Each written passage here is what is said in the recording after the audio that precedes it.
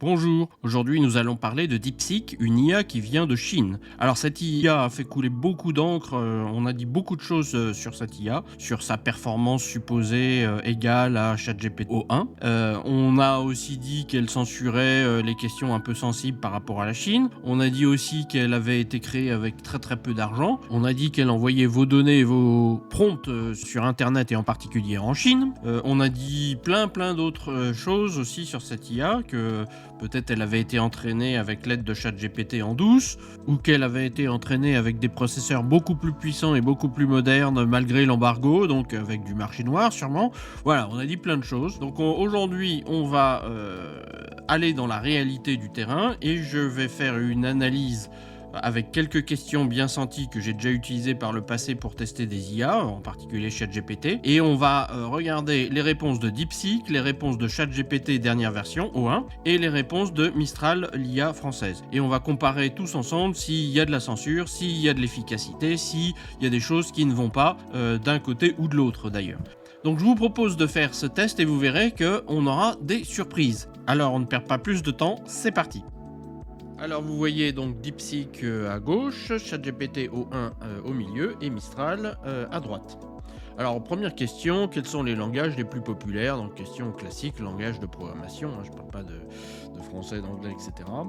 Donc on voit que chacune des IA travaille. Alors j'ai dû accélérer le tempo pour DeepSeek et pour Mistral parce que sinon elles sont exécutées en local, elles sont un peu trop lentes par rapport à ChatGPT O1. Donc vous voyez un petit peu que les réponses sont assez similaires. Je les ai étudiées à tête reposée, vous pouvez mettre pause si vous voulez regarder ça en détail. Mais pour moi, le gagnant est DeepSeek et ChatGPT O1 ex aequo. Ensuite, on continue avec une autre question, de créer un programme Python pour faire clignoter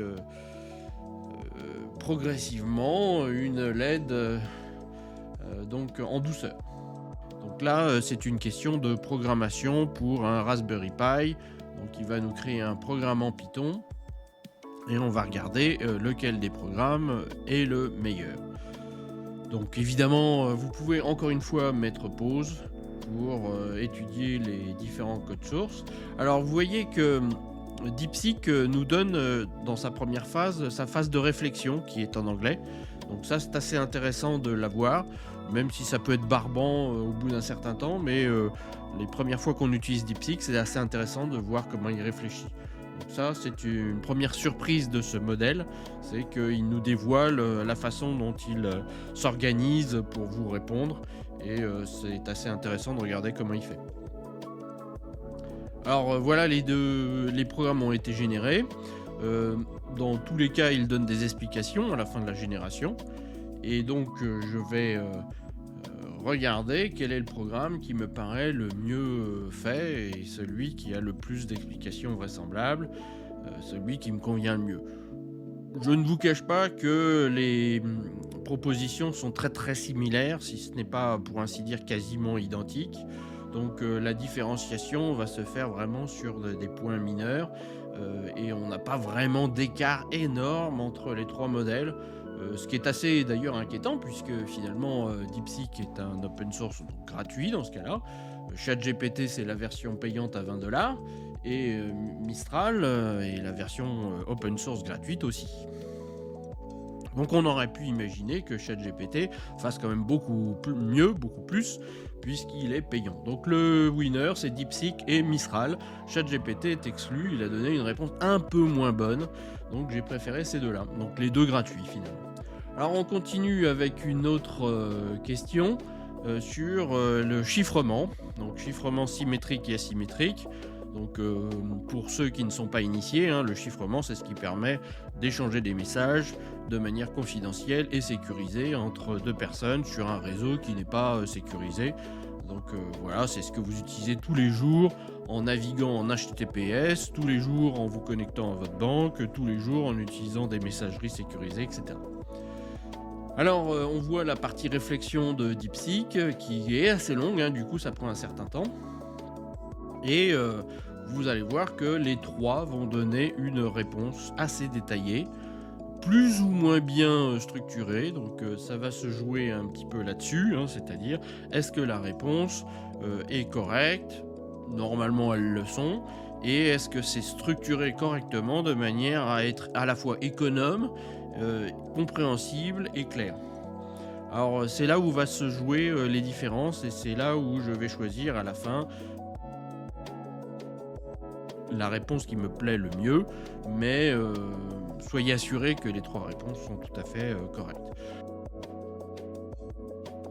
Petit avantage sur ChatGPT qui a terminé, c'est que lui donne des références alors que les autres ne vont pas forcément le faire.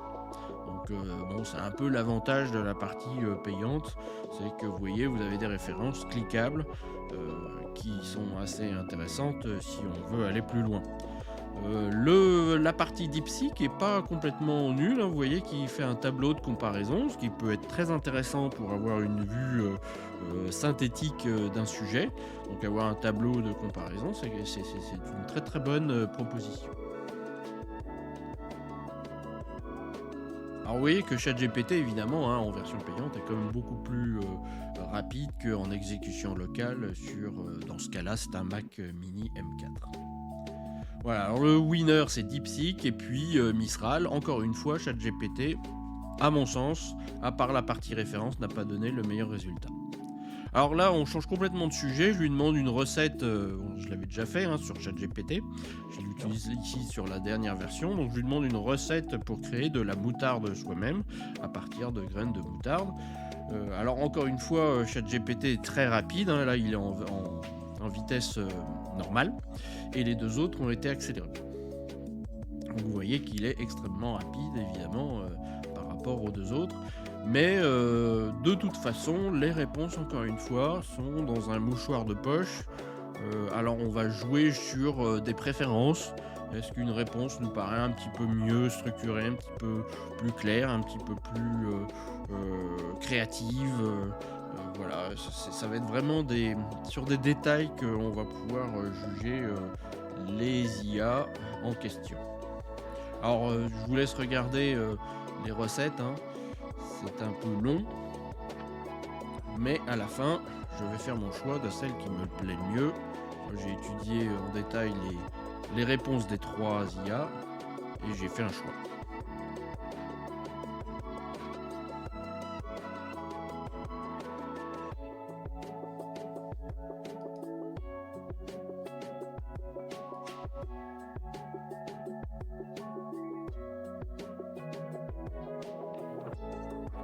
Alors pour la petite histoire, cette idée de recette de moutarde m'est venue pendant la pandémie, hein, puisqu'il y avait une pénurie de moutarde. Moi je suis un grand amateur de moutarde, donc j'étais très malheureux.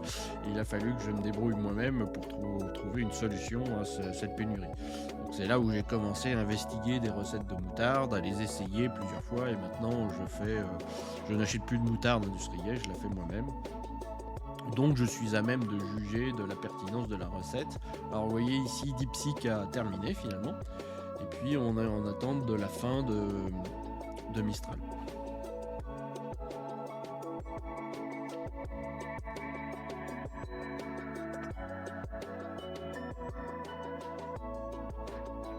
Qui nous donne, ma foi, une recette assez détaillée avec des options facultatives. C'est assez intéressant.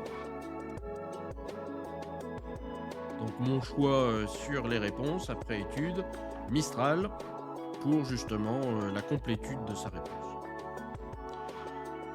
Donc autre question sur les véhicules autonomes, est-ce que nous pouvons avoir un contrôle avec des caméras ou alors il faut qu'il y ait plein d'autres sensors pour pouvoir faire de la conduite automatique? La question c'est pourrais-tu être utilisé pour piloter une voiture automatique avec juste la commande des commandes numériques pour contrôler le véhicule et 2 caméras comme les yeux humains, pas donc de lidar, de laser ou d'autres sensors ou des caméras multiples. Donc est-ce qu'on peut se mettre dans la configuration humaine où on a juste une paire d'yeux et on arrive quand même à conduire plus ou moins bien, des accidents dus à l'homme hein, bien sûr, Mais globalement, il y a des gens qui arrivent à conduire toute leur vie de nombreux kilomètres sans avoir d'accident. Alors peut-être ils ont un peu de chance, je ne sais pas, mais il y a aussi une question de compétence humaine, donc on peut faire des miracles avec juste 2 caméras en fait. Donc c'est ça ma question, et donc là je force à étudier un sujet qui est assez controversé, hein, puisque Tesla avait essayé au départ de bâtir sa voiture avec sa conduite autonome avec à base uniquement de caméras, et puis il se trouve que finalement il n'y arrive pas. Donc c'est intéressant de poser la question au chatbot pour voir un petit peu qu'est-ce qu'il nous répond. Est-ce qu'il étudie bien tous les contours du problème, et est-ce qu'il nous donne une réponse suffisamment détaillée et pertinente pour qu'on puisse se faire une idée de ce qui nous attend à l'avenir.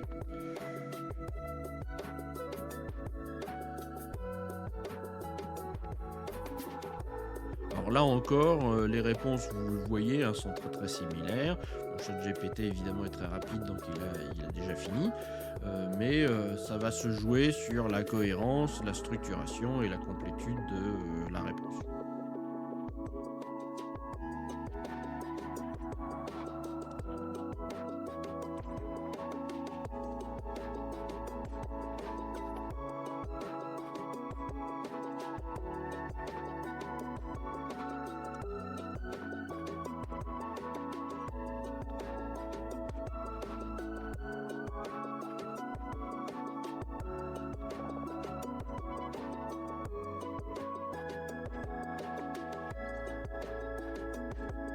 Donc Mistral a terminé, DeepSeek est un peu à la traîne.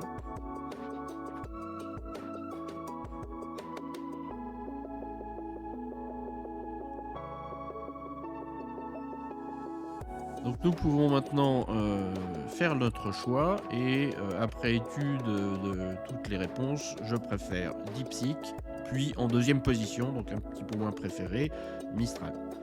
Donc encore une fois, ChatGPT n'est pas la réponse préférée. Donc ensuite, nous posons une question sur la conscience. Qu'est-ce qu'une entité qui est consciente? Donc c'est un petit peu un débat philosophique. Et justement, c'est intéressant pour voir comment il va aborder le problème, qu'est-ce qu'il va nous proposer dans sa réponse. Est-ce que ça va être une réponse assez courte, assez succincte, assez brève, ou au contraire, il va faire le tour de la problématique de la conscience. Et après, on verra dans une deuxième question si il se considère comme conscient. Alors la réflexion de DeepSeek est terminée, il est en train de proposer sa réponse.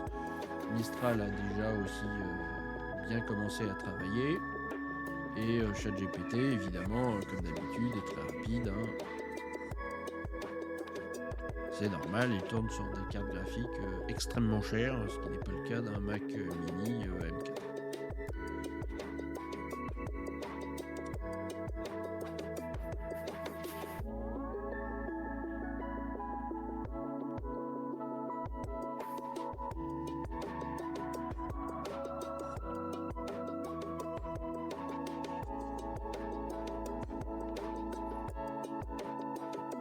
Alors encore une fois, vous voyez que les réponses ne sont pas du tout triviales, hein, c'est pas voilà, la conscience c'est juste ça et puis hop, au revoir. On a vraiment que les 3 IA font le tour du problème sous différents angles, de manière structurée. Alors après, on aime ou on n'aime pas la structuration qu'ils ont faite, hein. Ça va être une partie de mon jugement.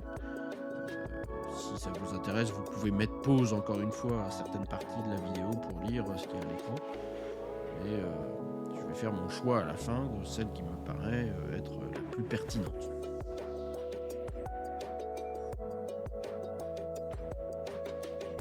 Mais comme on l'a vu pour les précédentes questions, ça se tient toujours plus ou moins, hein, dans un mouchoir de poche. Il y aura, je vous donne par avance, très peu de cas ou pas du tout de cas où il y en a une qui sera vraiment à la rue, et il y aura une différence assez importante.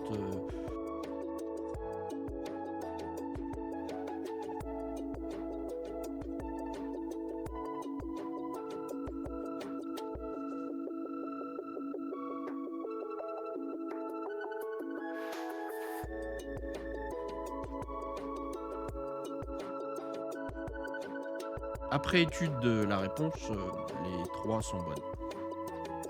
Donc pas de gagnant. Donc maintenant, comme je vous l'avais dit, on pose la question si chaque IA se sent consciente par rapport à la définition qu'elle vient juste d'étudier.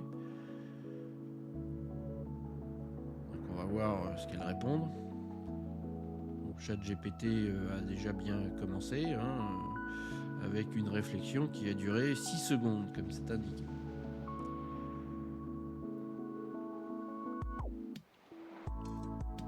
Mistral commence sa réponse, et DeepSeek vient juste de commencer aussi.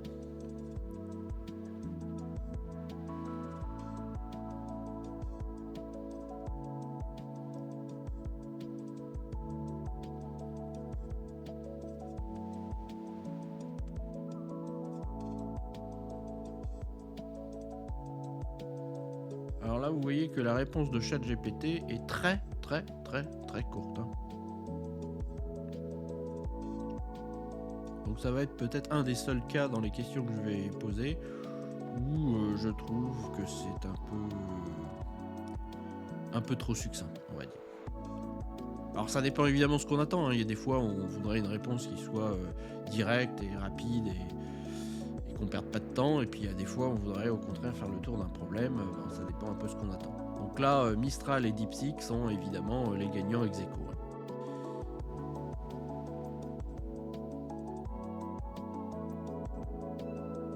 Donc là, une question un peu politique, justement, c'est intéressant pour voir s'il y a des biais sur certaines IA et s'il y a une censure ou quoi que ce soit. Donc je commence avec une question sur les USA, concernant le programme de Trump.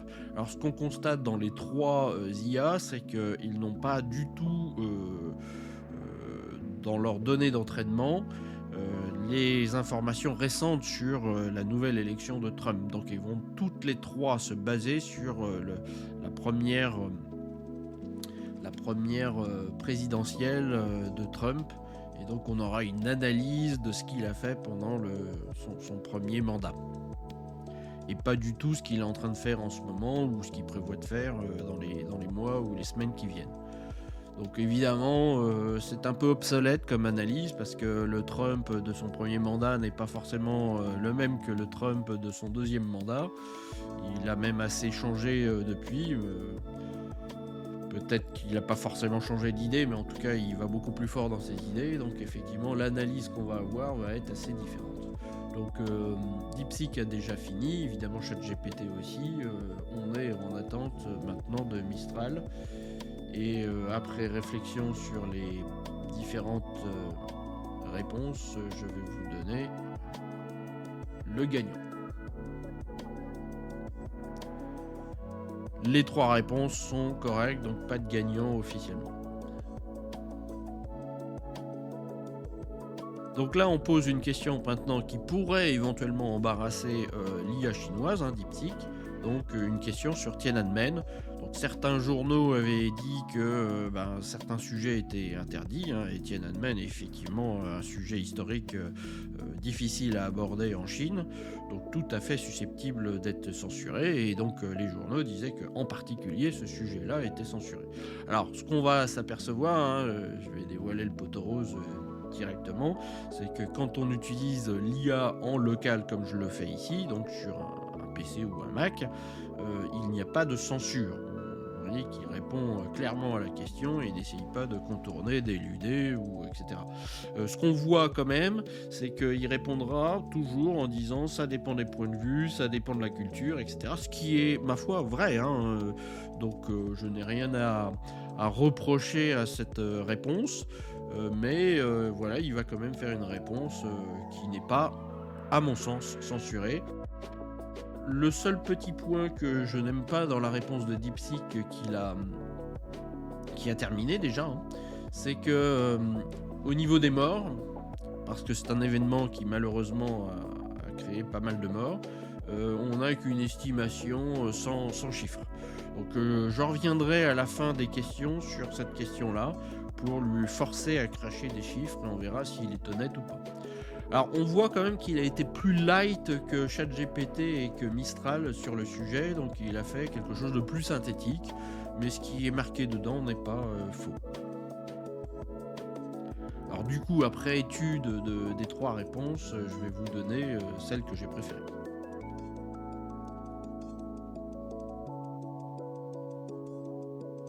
Donc pour moi, le meilleur c'est ChatGPT et en seconde position, Mistral. Mais je ne considère pas qu'il y ait eu une censure ici. Alors ensuite, je lui fais travailler un peu sur l'avenir des USA et de la Chine dans les 10 ans qui viennent, quelle est sa vision de l'évolution.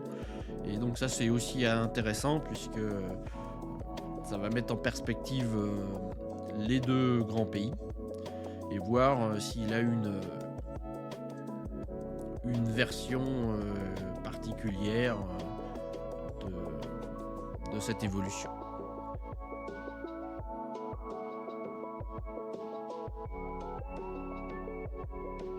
Donc là, DeepSeek est toujours en train de réfléchir.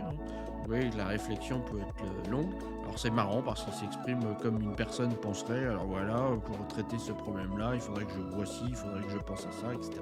Donc c'est assez marrant là, de voir la façon dont il réfléchit.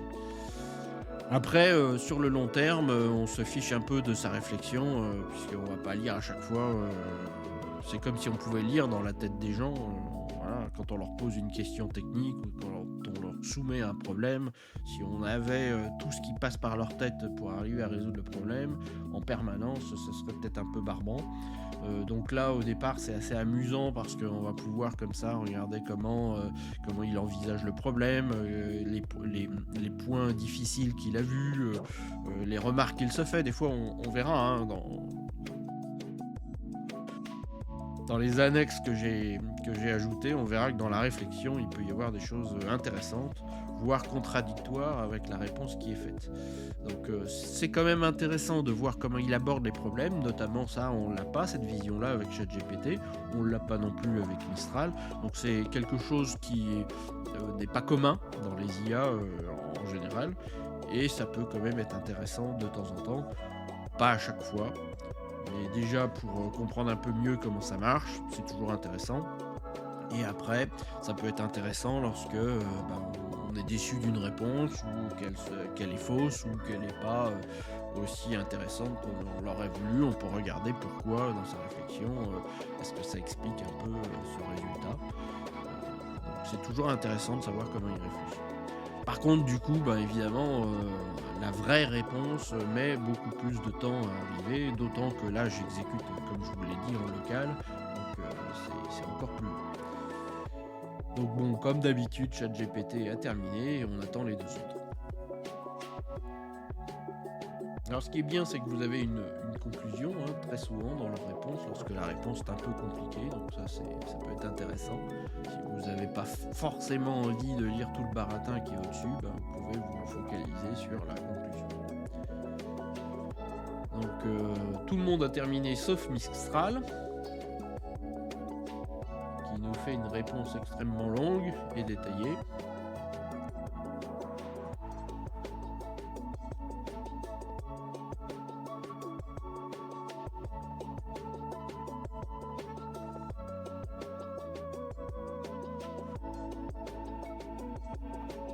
Et donc le gagnant ici est ChatGPT, et qui gagne de temps en temps.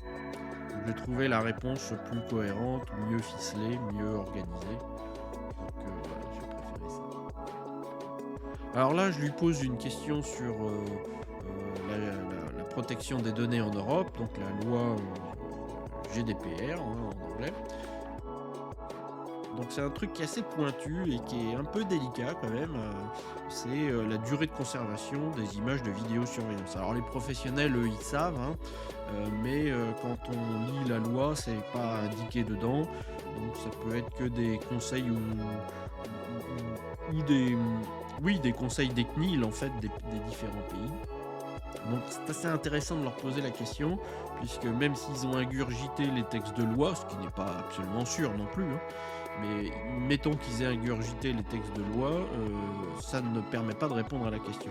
Donc il faudrait qu'ils aient eu bien plus que des textes de loi pour pouvoir avoir une idée de comment répondre à cette question. Et puis c'est une question qui est très européenne, voire française, hein, parce que là, on va voir que dans certaines des réponses, avec beaucoup de surprises, il va nous dire, voilà, en France, on considère que la durée est de temps. Donc c'est assez intéressant de voir qu'il a considéré le cas français. Donc c'est une question intéressante pour ça, parce qu'elle n'est pas, pas très simple à répondre.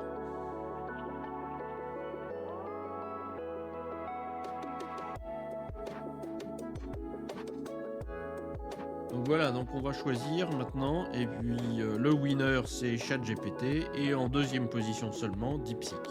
Donc pas mal quand même, pas mal. Mistral a donné la bonne réponse, mais c'était un peu moins bon.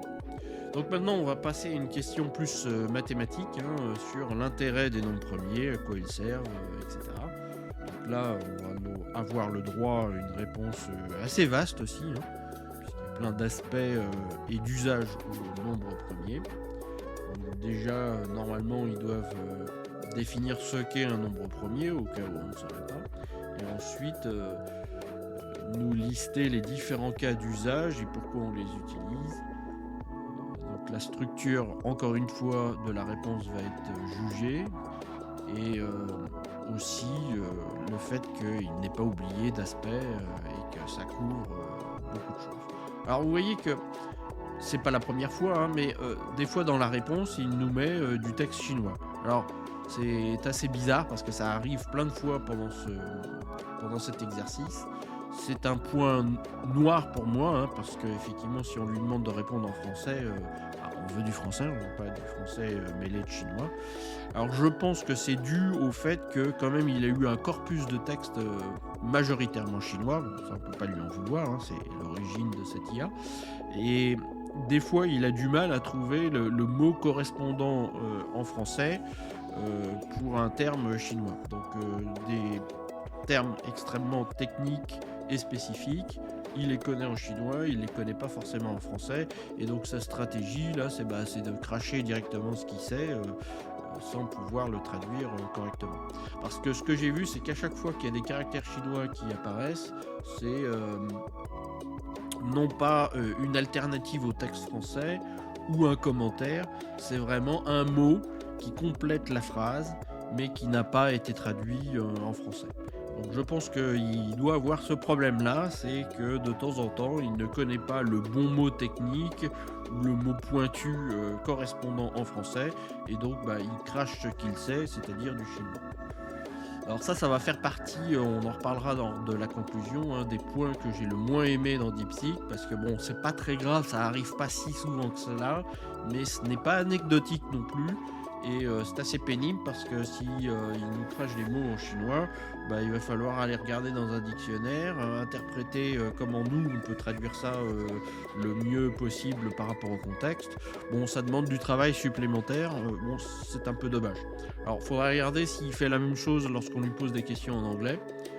Mais le winner, là, de ce fait, hein, ça va être ChatGPT et Mistral qui m'ont donné des meilleures réponses et sans langue étrangère. Donc après on passe à des devinettes, hein, qui nécessitent de réfléchir correctement. Donc une première devinette sur les âges d'un père et de sa fille. Et donc on va regarder si la réponse est bonne, mais aussi la façon de résoudre le problème est aussi correcte, hein, parce que c'est aussi important. On ne veut pas juste une réponse, voilà, le chiffre c'est tant. On veut aussi qu'il nous explique comment résoudre ce problème-là, parce que comme ça on apprend beaucoup plus on n'a pas juste un résultat final. Donc ce qui sera jugé ici, c'est pas le résultat brut, numérique, ça va être le raisonnement et la clarté de ce raisonnement, et est-ce qu'il est suffisamment clair pour qu'on puisse le comprendre, le reproduire, etc. Et solutionner le problème par nous-mêmes s'il arrive sous une autre forme plus tard. Vous voyez que tous offrent des équations mathématiques, ce qui est bien. Je vous le dis tout de suite, hein, toutes les réponses sont exactes. Ce qui n'a pas toujours été le cas avec ChatGPT, hein. Au tout début, lorsque j'ai testé ChatGPT, alors je sais plus quelle version c'était, hein, la réponse à ce genre d'énigme était fausse. Et on n'avait pas en plus tout le schéma de pensée qu'on a ici. Donc ChatGPT a bien progressé. Il n'y a pas de gagnant. Les 3 réponses sont bonnes. Elles sont claires. Donc voilà. Donc ensuite une autre énigme assez simple, hein, quel nombre divisé par lui-même donne son double? Ce qui est assez amusant. Donc il y a une réflexion chez Mistral, une réflexion chez ChatGPT et une réflexion chez DeepSeek. Alors Mistral commence, ChatGPT aussi. Donc Mistral a été très très rapide là-dessus. Il est assez bon en fait pour les problèmes mathématiques. Et DeepSeek est toujours en train de réfléchir. ChatGPT, bon, sans surprise, a terminé et donne évidemment la bonne réponse. Hein. Mistral a terminé.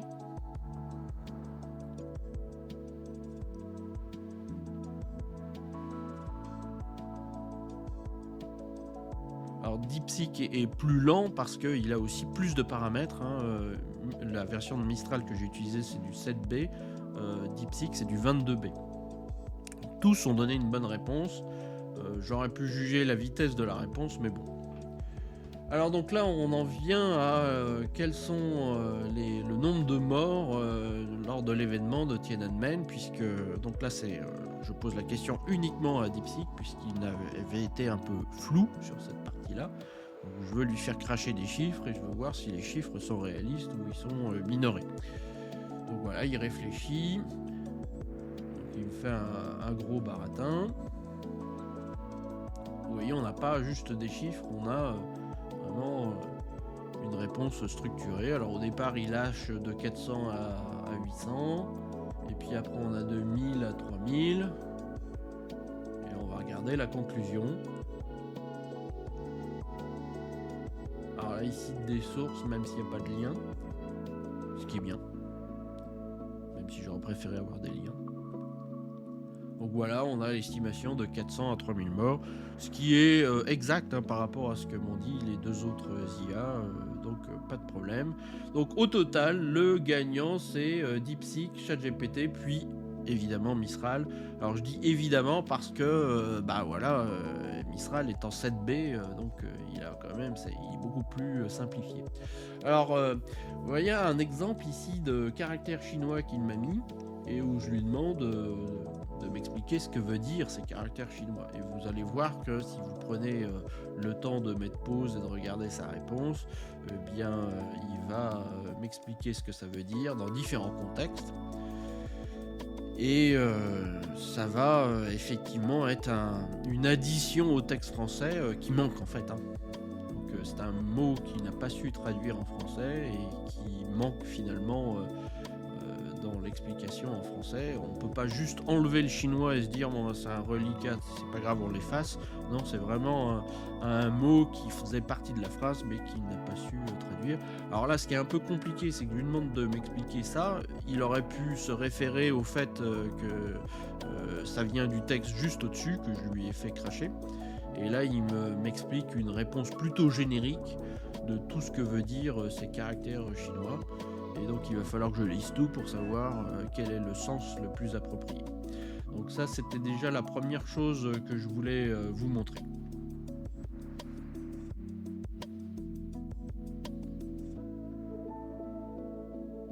Alors là, je vous montre un cas où il a inventé un mot dans sa réponse. Donc un mot que je ne connais pas, qui n'existe pas en français. Donc je lui demande quel est ce mot et puis je fais un copy-paste. Et donc vous allez voir, c'est extrêmement intéressant. Alors là, on est en mode textuel, hein, parce que j'avais déjà pré-testé les questions avant de faire la vidéo. Et lorsque j'ai fait la vidéo, je vous ai mis avec des réponses formatées. Ici, j'étais en mode texte brut, donc c'est pour ça que c'est moins joli. Mais de toute façon, la réponse est du même acabit. Donc on dirait que c'était un mélange de français et d'anglais. Donc là, il est en train de réfléchir, hein, c'est la balise sync. là, il comprend bien qu'il l'a utilisé dans sa réponse précédente, donc il y a du contexte. Et il dit « J'ai réalisé que ce mot n'est pas un mot standard en anglais et que c'est sûrement une erreur. » Et donc voilà dans sa réponse. Donc il dit « Il semble y avoir une erreur de frappe dans votre question. » Alors, donc ça s'est transformé en « J'ai fait une erreur, ce mot n'existe pas » en « C'est la faute de l'utilisateur qui a fait une erreur de frappe. » Donc ça m'a marqué parce que ce qu'il pense et ce qu'il dit ne matche pas. Et du coup, on se demande pourquoi. Donc est-ce qu'il veut pas avouer qu'il a tort ou est-ce que c'est juste une erreur du modèle, une incohérence d'erreur. Mais c'est vraiment étonnant de voir qu'il pense une chose et il dit une autre fausse dans sa réponse, sachant que déjà, évidemment, on le questionne sur une erreur qu'il a faite. Et donc ça devient mon erreur du coup. Bon, c'est assez amusant. Je me demande bien comment on en arrive là.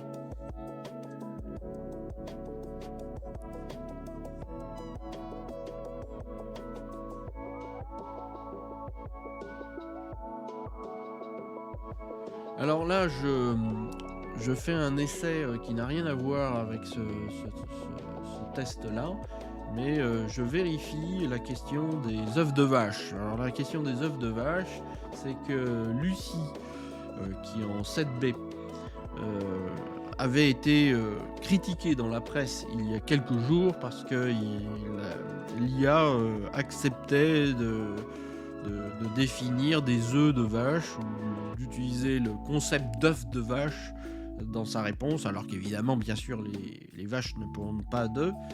Et on s'aperçoit que Mistral se fait pas avoir, on s'aperçoit que la version open source de Lucie ne se fait pas avoir, encore une fois, attention aux médias.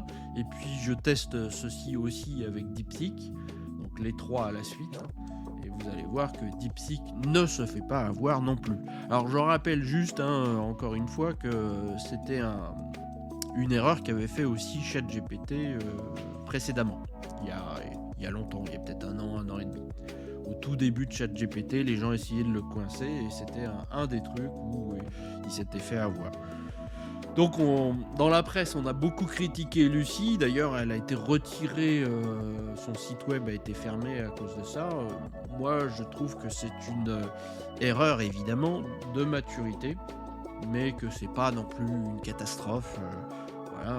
Au départ, lorsqu'on lance une nouvelle IA, elle n'est pas parfaite, son apprentissage doit être peaufiné et il n'y a aucun souci là-dedans. Alors beaucoup de gens qui s'expriment sur le sujet DeepSeek utilisent l'application sur smartphone ou le site web du fabricant. C'est une très mauvaise idée car quand on considère que cette IA est open source, si on n'a pas les capacités sur son ordinateur de la faire tourner, il y a des sites web qui proposent des instances autres que le site officiel.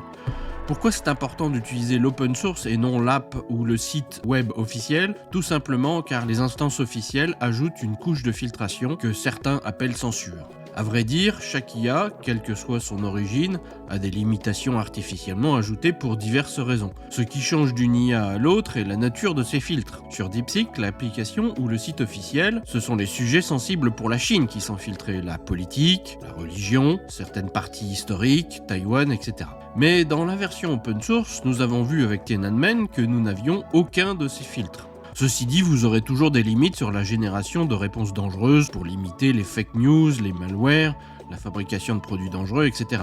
Mais c'est normal.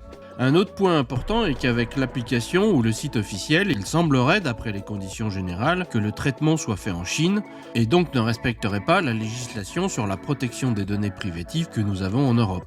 En fait, il semble que toute interaction avec cette IA part en Chine et est mémorisée pour être potentiellement utilisée pour améliorer l'IA dans ses futures versions ou pour d'autres usages moins avouables. Donc ne donnez pas d'informations sensibles ou d'informations personnelles ou confidentielles à cette IA sur le site officiel ou sur l'application. Mais ceci est une consigne habituelle, le problème est similaire avec ChatGPT. ChatGPT n'étant pas open source, nous n'avons pas le choix, mais ici nous pouvons utiliser DeepSeek en open source et dans ce cas, aucun filtre politique, aucune donnée ne transitera vers l'extérieur si vous l'exécutez en local.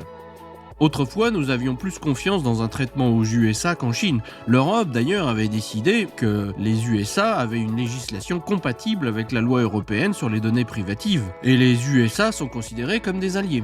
La vérité est que la loi américaine sur les données privatives est loin d'être compatible avec la loi européenne. Et depuis l'élection de Trump, la situation risque de devenir encore plus difficile puisque nous sommes plus des alliés, mais nous sommes des concurrents, voire des concurrents secondaires. Du coup, à terme, que ce soit en Chine ou ailleurs, ne changera pas fondamentalement le problème. Le problème est d'avoir ces données qui partent on ne sait où et à l'extérieur de la France. Juste pour en finir avec le sujet de la censure, je trouve que ChatGPT, ou plutôt DALL-E, a de plus en plus de sujets qui sont censurés. Pareil pour le générateur vidéo d'OpenAI, Sora, qui interdit carrément de générer des vidéos avec des personnes. Ça limite clairement l'intérêt d'un générateur de vidéos et on se demande quel est le but de cette limitation. Évidemment, c'est officiellement pour limiter les fake vidéos, mais aucun des concurrents de Sora n'ont cette limitation. D'ailleurs, s'ils l'avaient, ils ne vendraient plus leur solution. Alors quel est vraiment le problème ? Avec DALL-E, impossible de générer une image avec une personnalité américaine. Il semble que pour les autres, les personnalités qui ne sont pas américaines, il y ait moins de limitations. Mais ce n'est pas cohérent dans ce cas, puisque si on n'a pas envie d'avoir des fake news avec des personnalités, peu importe la nationalité. Mystère. Donc utiliser des IA open source et en local semble être à terme la solution à privilégier pour avoir plus de liberté et moins de risques. DeepSeek a ceci de formidable qu'il est proche en performance de la version payante à $20 de ChatGPT et qu'il est open source, donc moins censuré, paradoxalement, contrairement à ce qu'on a pu lire à droite à gauche, et pas de fuite de données, et tout est gratuit. D'ailleurs, on en vient à la popularité de DeepSeek dans la presse.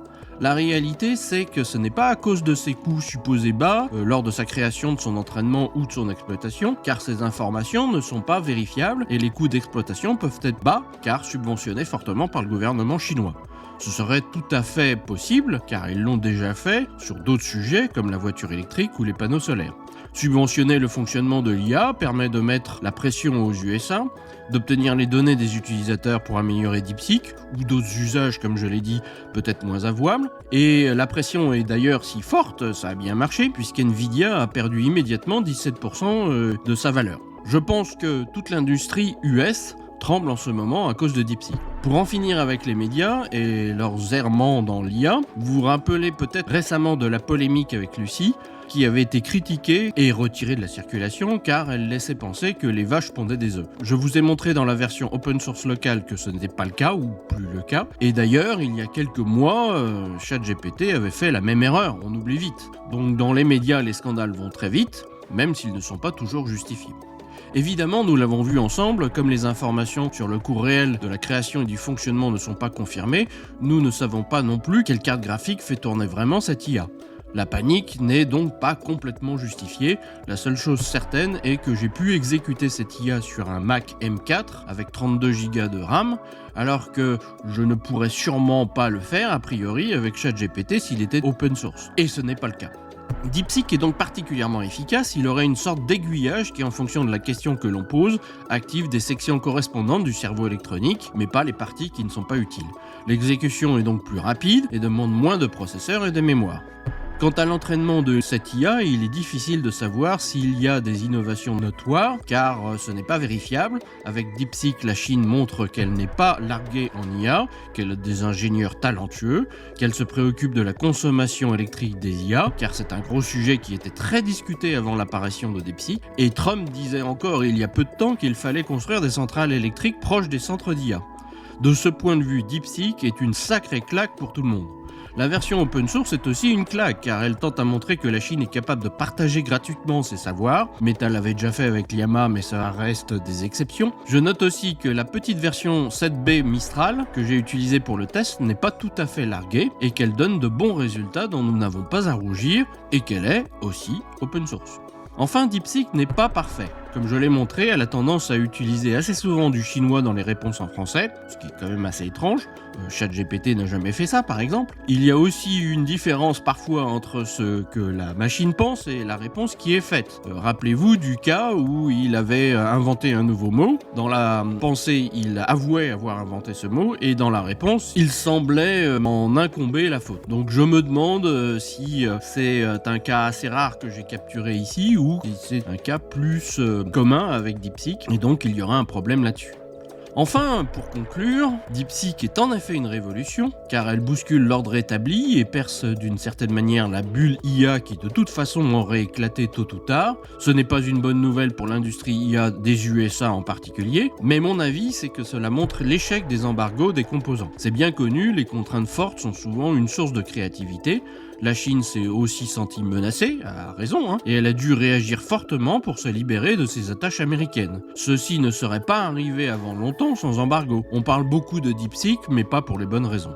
J'espère que cette longue vidéo vous a plu et que vous comprenez mieux le sujet DeepSeek et ses enjeux maintenant. Et si vous le demandez en commentaire, je vous ferai une vidéo pour vous présenter comment faire tourner des IA open source en local sur votre ordinateur avec une interface à la ChatGPT. Si ce n'est pas encore le cas, abonnez-vous, cela permet de soutenir la chaîne et c'est gratuit pour vous. Merci et à bientôt.